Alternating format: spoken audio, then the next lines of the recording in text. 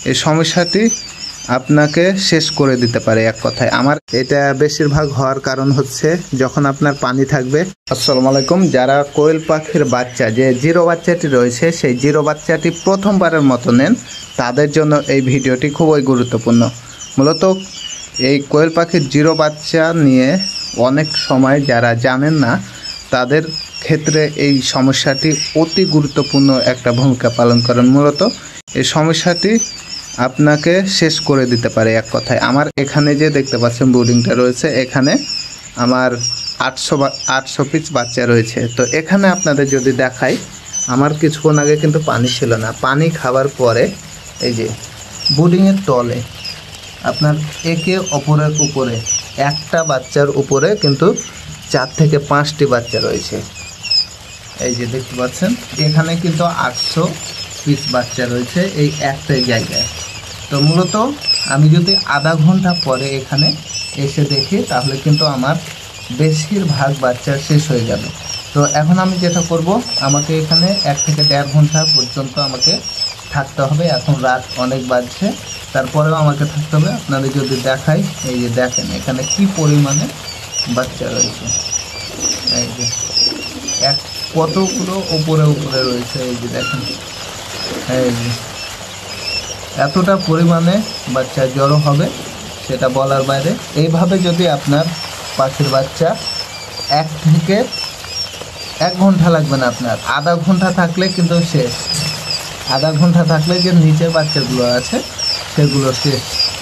এই যে দেখেন কতগুলো বাচ্চা ছিল একে উপরে উপরে। আপনাদের যদি একটু ঘুরিয়ে দেখায়, এই যে এইটুকু জায়গায় ছিল, এখন দেখেন কত পরিমাণে বাচ্চা চারদিকে ছড়িয়ে গেছে। মূলত আপনারা যারা প্রথম কোয়েল পাখি পালন করছেন, যে ছোট বাচ্চাটা, সেটা আপনাকে খুবই একেবারে গুরুত্বপূর্ণভাবে, এটাই হচ্ছে সেন্সিটিভ একটা বিষয়, এটিকে খুবই গুরুত্ব সহকারে পালন করতে হবে মূলত 4 থেকে 5 দিন।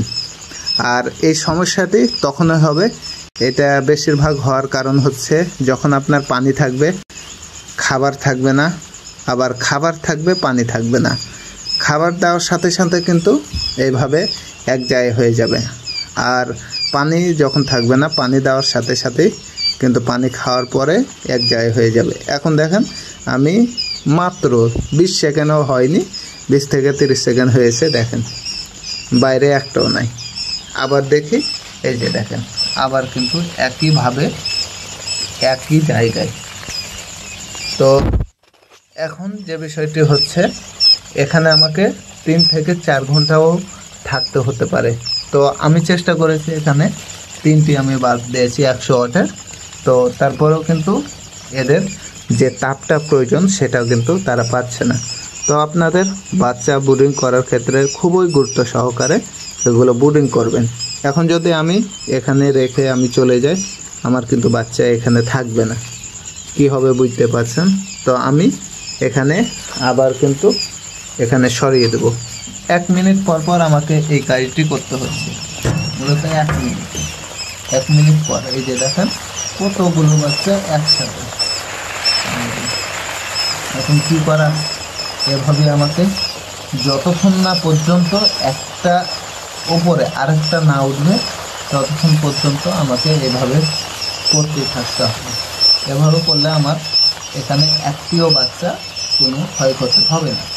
তো সকলে সুস্থ থাকবেন, ভালো থাকবেন, আল্লাহ হাফেজ।